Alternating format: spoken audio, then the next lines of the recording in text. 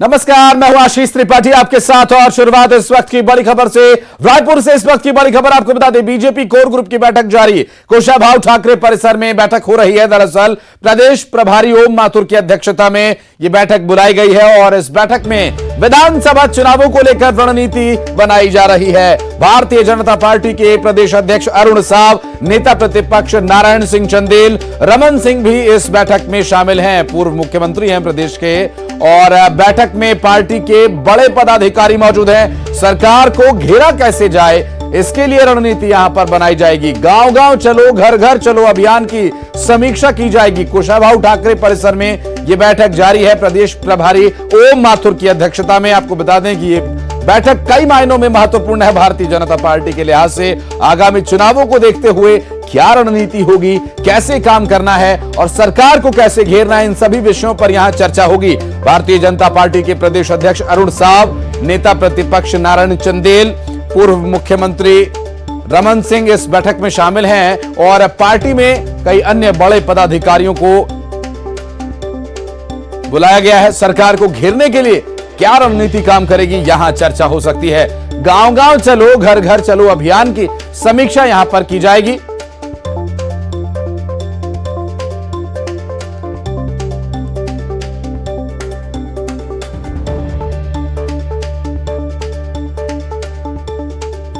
और मीटिंग को लेकर ताजा अपडेट्स के लिए चलेंगे हमारी सहयोगी ममता लांजीवार इस वक्त हमारे साथ मौजूद है। ममता, क्या मीटिंग में अभी कौन कौन पहुंचा है, क्या कुछ अभी एजेंडे रह सकते हैं, क्या कुछ जानकारी मिल पा रही है अंदर से?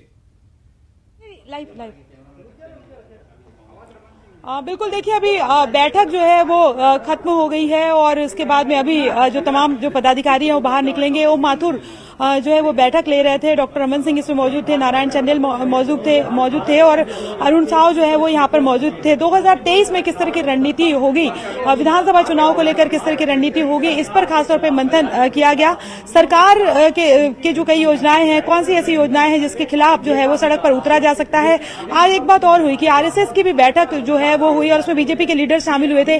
बीजेपी के प्रदेश अध्यक्ष अरुण साव शामिल हुए थे और उसके साथ ही पवन साय और अलग अलग जो लीडर्स हैं वो शामिल हुए थे। तो दोपहर को ये मंथन बना कि किस तरीके से जो है दो तीन जो अगर बात करें तो खासतौर पे प्लेटफॉर्म पर बीजेपी जो है वो काम करना चाहती है इस चुनाव में। एक तो इमोशनल मोड यानी कि जो आरएसएस के साथ जो बैठक हुई वहां पर खासतौर पे चर्चा हुई कि धर्मांतरण के मसले पर और जो सांप्रदायिकता और अलग अलग मसले पर किस तरीके से जो है वो वोटर्स का जो मूड है वो बीजेपी की तरफ किया जा सके। दूसरा ये है कि सरकार की कौन सी ऐसी योजनाएं है, राज्य सरकार की योजनाएं जिसके खिलाफ सड़क पर उतरकर जो है वो वोट बैंक तैयार किया जा सकता है। तीसरी बात अगर हम बात करें तो केंद्र सरकार की ऐसी कौन सी योजनाएं हैं जिसको लेकर गांव गांव घर घर पहुंचाकर जो है वो बीजेपी का पक्ष मजबूत किया जा सकता है और आने वाले चुनाव में और क्या स्ट्रेटेजी हो सकती है, इस पर खासतौर पर अगर हम बात करें तो लगातार इस पर जो कोर ग्रुप की बैठक है वो मंथन हुआ। अभी अगर हम बात करें तो 6 महीने चुनाव को बचे हुए हैं और जाहिर तौर पर जितने भी अभी जितनी भी बैठकें हो रही है और जितने भी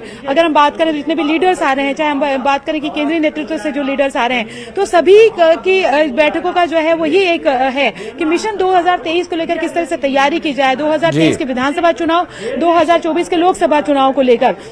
और जो अगर हम बात करें तो कैसे जो है वो खासतौर पे वो इलाके बस्तर और सरगुजा उसको कैसे फोकस किया जाए। बस्तर में आप देखेंगे कि धर्मांतरण का मसला जो है वो काफी जो गरमाया हुआ है और ऐसे में जो चुनावी मुद्दों पर चर्चा ममता यहाँ पर की गई कि चुनाव में क्या मुद्दे भारतीय जनता पार्टी लेकर आएगी और सरकार को कैसे घेरेगी। बहुत बहुत शुक्रिया आपका, और डिटेल्स आपसे जानेंगे आगे। बहुत बहुत शुक्रिया फिलहाल इस जानकारी के लिए। और बढ़ते आगे, रुक करेंगे अगली खबर का। आपको बता दें, दुर्ग से एक बड़ी खबर आ रही है जहां पर भिलाई में भेंट मुलाकात कार्यक्रम में मुख्यमंत्री भूपेश बघेल ने लोगों से मुलाकात की। क्षेत्रवासियों को सीएम ने 34 करोड़ 84 लाख रुपए की सौगात दी और करीब 35 करोड़ के विकास कार्यों का भूमि पूजन और लोकार्पण किया गया। सी मार्ट की 4 गाड़ियों को हरी झंडी दिखाकर रवाना किया। दुर्ग से इस वक्त की बड़ी खबर।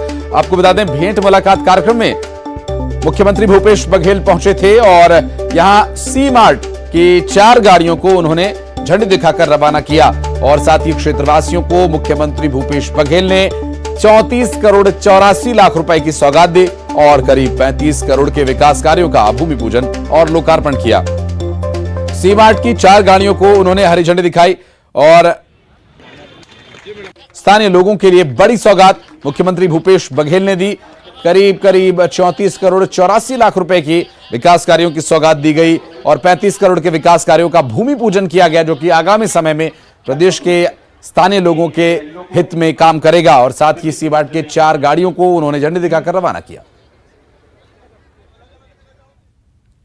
और भिलाई में सीएम भूपेश बघेल ने छात्रों को बड़ी सौगात दी है। उन्होंने स्वामी आत्मानंद स्कूल का लोकार्पण किया और इस मौके पर बच्चों ने मुख्यमंत्री का भव्य स्वागत किया। क्लासरूम में जाकर सीएम ने बच्चों से मुलाकात की और सेल्फीज ली। इसके साथ ही उन्होंने शहीद चुमन यादव की प्रतिमा का अनावरण किया और शहीद के परिजनों से मुलाकात की। सीएम ने शहीद के परिवार को हर संभव मदद देने का भरोसा दिया। 8 साल बाद परिजनों की मांगों को पूरा। कश्मीर के कुपवाड़ा में जवान चुमन यादव शहीद हुए थे।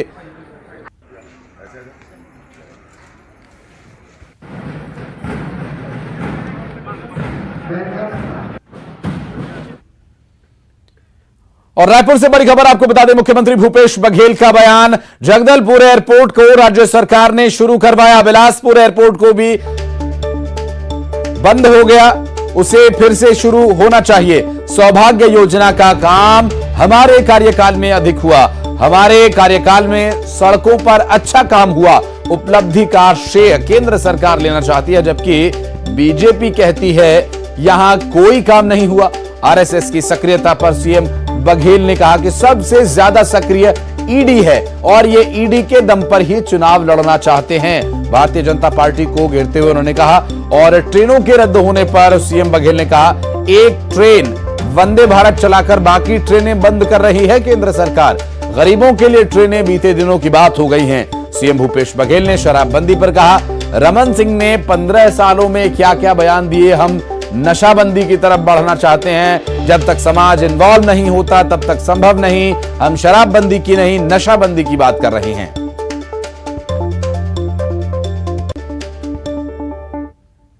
काल में ज्यादा अच्छा काम हुआ है और संधारण के लिए भी हम लोग बजट में प्रावधान किए हैं। तो जितनी भी जो उपलब्धि है वो इस कार्यकाल का है, जिसका श्रेय भारत सरकार लेना चाह रही है। और यहाँ भारतीय जनता पार्टी के लोग कहते हैं कि यहाँ कोई काम नहीं हुआ। आवास के मामले में फिर से हम लोगों ने सर्वे कराया, 1 अप्रैल से शुरू हुआ है और अभी 11 लाख घरों तक के पहुँच गए, 10% के आसपास। तो बहुत जल्दी ये सर्वे पूरा होगा। उसी प्रकार से बेरोजगारी भत्ता भी लगातार चल रहा है और हजारों नियुक्त रजिस्ट्रेशन करा रहे हैं और बहुत लोगों को उसका लाभ मिलने लगा है। सबसे ज्यादा ईडी सक्रिय है, तो उनको मालूम है केंद्र में बैठे हुए नेताओं को कि ये भारतीय जनता पार्टी की बस की बात नहीं, छत्तीसगढ़ की बस की बात। तो ईडी के माध्यम से ये चुनाव लड़ना चाहते हैं। भारत सरकार एक तरफ वंदे भारत ट्रेन चला रही, एक ट्रेन चला के बचत ट्रेनों को बंद कर रहा है। प्रधानमंत्री वंदे भारत शुरू किए, वहां से नागपुर से बिलासपुर, और यहाँ 24 ट्रेनें बंद। और जो छोटे छोटे स्टेशनों में कब से रुकती रही ट्रेनें, वो सबको बंद कर रहे हैं। मतलब गरीब लोगों को के लिए अब ये ट्रेन यातायात अब बीते दिनों की बात हो जाएगी, जिस रणनीति से भारत सरकार चल रही है। रमन सिंह जी क्या क्या बोले थे 15 साल में कि आदिवासियों को हर घर में एक पक्का नौकरी देंगे, सबको गाय देंगे, ऋण माफी होगी, शराबबंदी होगी। 15 साल इनको मौका मिला, कर पाए क्या?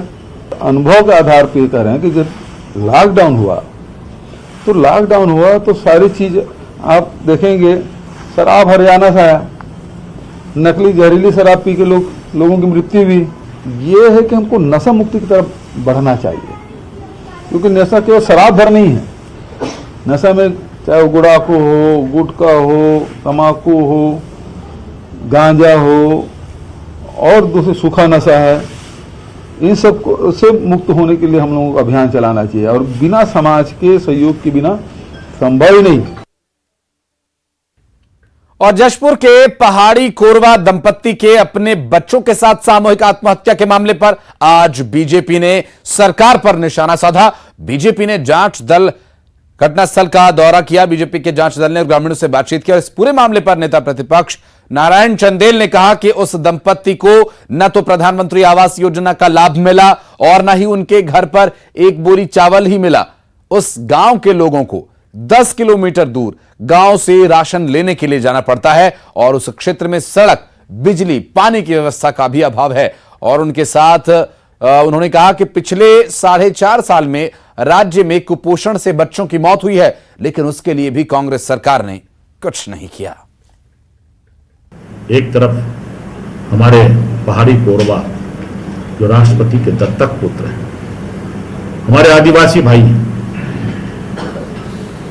वो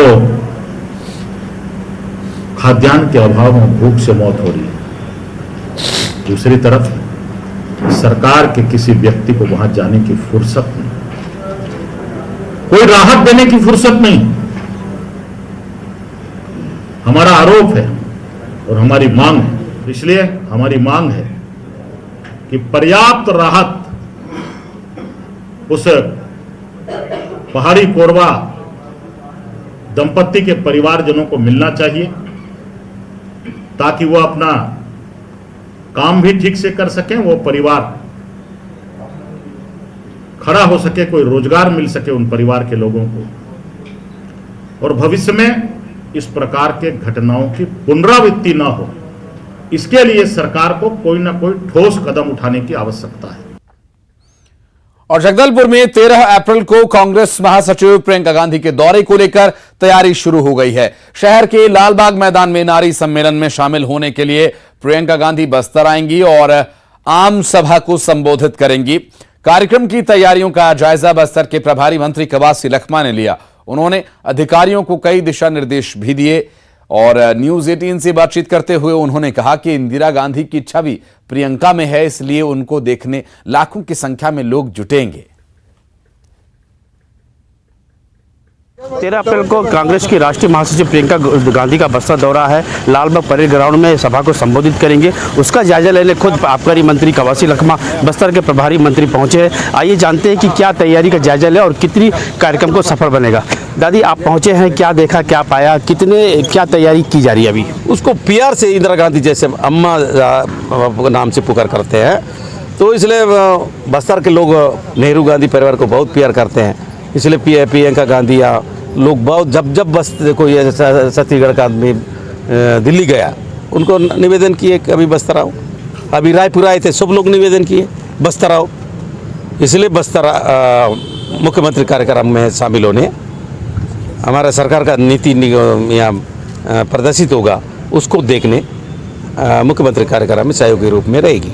कौन कौन आएगा? प्रदेश से कितने लोग मंत्री आएंगे? प्रदेश से लगभग 24 मंत्री आएंगे, हमारा विधानसभा अध्यक्ष आएंगे, प्रदेश अध्यक्ष आएंगे, 13 मंत्री आएंगे, कार्यकर्ता आएंगे, नेता आ रहा है, नेता वो भी और नेता नेहरू गांधी परिवार का नेता, तो इसलिए पूरा एमएलए आएंगे, जो कार्यकर्ता वो भी आएंगे। क्या चुनावी संक्रांत की शुरुआत होगी 13 अप्रैल से? हम लोग चुनाव के संक्रांत नहीं करते, भारतीय जनता पार्टी रोज चुनाव लड़ती है, हम जनता का सेवा करते हैं। 13 अप्रैल को जो प्रियंका गांधी का दौरा है उसको लेकर खुद आबकारी मंत्री कमान संभाले हुए और खुद जायजा लेने पहुंचे और लगभग 1.5 लाख से भी अधिक भीड़ जुटने की बात की है। तो 13 अप्रैल के दिन बस्तर के लिए काफ़ी ऐतिहासिक रहेगा, प्रदेश के लिए काफ़ी ऐतिहासिक बना रहेगा। श्रीनिवास नायडू, न्यूज 18 बस्तर। और बलरामपुर में सहकारी बैंक कर्मचारियों से मारपीट के मामले में समझौता हो गया है, जिसमें किसानों ने अब राहत की सांस ली। दरअसल कांग्रेस के विधायक बृहस्पति सिंह और कर्मचारियों के बीच समझौता होने के बाद दोनों तरफ से कार्रवाई नहीं करने का फैसला किया गया। समझौते के बाद विधायक ने कर्मचारियों को मिठाई खिलाई। दोनों पक्षों ने घटना पर अफसोस जताया। लोगों को बैंक में पैसे नहीं मिलने की वजह से परेशानी हुई थी। विधायक ने बैंक कर्मचारी को थप्पड़ मार दिया था और बैंक कर्मचारी इसके बाद हड़ताल पर चले गए थे और अब समझौता हो गया है। घटना दिवस के दिन विधायक महोदय जी द्वारा किसी किसान का कुछ काम करवाने के लिए बात करना चाह रहे थे, लेकिन बात नहीं हो पाई थी, जिसके कारण भावावेश में आके जो भी घटना हुआ है, उस घटना के बाद विधायक महोदय जी द्वारा अफसोस व्यक्त किया जा रहा है। किसानों द्वारा तिल का ताड़ बनाकर बोल दिए और विधायक जी बैंक में जायजा लेने पहुँचे और बात उलझते उलझते थोड़ा ज़्यादा ही उलझ गया। तो हम लोग इस विषय में आगे बढ़ना नहीं चाहते हैं, कोई कार्रवाई हम लोग नहीं चाहते हैं। और रायपुर से बड़ी खबर, कोरोना पर स्वास्थ्य मंत्री टीएस सिंहदेव का बड़ा बयान, सावधानी की जरूरत है, एहतियात बरतें। टीएस सिंहदेव ने कहा लोगों को अस्पताल ले जाने की जरूरत नहीं पड़ रही। याद रखना होगा कि अब तक 3 मौतें हो चुकी हैं। टीएस सिंहदेव ने कहा प्रदेश में तेजी से फैल रहा है कोरोना का संक्रमण। स्वास्थ्य मंत्री का यह बयान काफी महत्वपूर्ण, क्योंकि जिस तरह से कोरोना पैर पसार रहा है उससे सावधान रहने की जरूरत है। मीटिंग्स हम लोग की पहले ही हो चुकी थी। ये जो बढ़ रहा था तो 1 हफ्ते पहले ही मैंने डायरेक्शन दे दिया था स्वास्थ्य विभाग को कि सभी सीएमएचओस को भी और कलेक्टर से भी बात करके एक टेस्टिंग बढ़ाइए, टेस्टिंग बढ़नी चाहिए। दूसरा सर्कुलर भी जारी हो रहा है सावधानी के लिए। तीसरा मॉक। और बिलासपुर से इस वक्त की बड़ी खबर आपको बता दें, निगम का एक बार फिर बुलडोजर चला। दरअसल मिनोचा कॉलोनी के मकानों पर कार्रवाई की जा रही है और मकानों में बनाई गई बाउंड्री वॉल्स पर बुलडोजर चला दिया गया। 2 दिन पहले 20 घरों की बाउंड्री वॉल को तोड़ा गया था। सड़क चौड़ीकरण को लेकर कार्रवाई की जा रही है। सूरजपुर से बड़ी खबर, अवैध निर्माण को लेकर बुलडोजर चला। सरकारी जमीन पर 3 मकानों को ध्वस्त किया गया और नोटिस के बाद भी नहीं हटाया जा रहा था अतिक्रमण। तहसीलदार के नेतृत्व में कार्रवाई की गई। आपको बता दें कि तिलसिवा नया बस स्टैंड के पास का ये पूरा मामला है।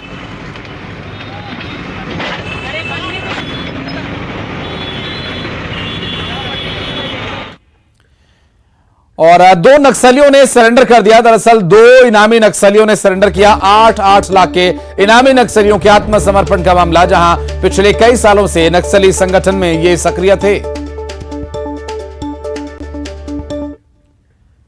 और सारंगगढ़ बिलाईगढ़ से बड़ी दुर्घटना की जानकारी मिल रही है। दरअसल ओवरटेक के चक्कर में एक हादसा हो गया। कार ने स्कूटी को टक्कर मार दी और स्कूटी सवार को गंभीर चोट आई है। आपको बता दें कि ये जो तस्वीरें आप देख रहे हैं, दरअसल ये उसी हादसे का सीसीटीवी वीडियो है। और आपको बता दें ये सीसीटीवी वीडियो भटगांव के मुख्य मार्ग की दुर्घटना का है।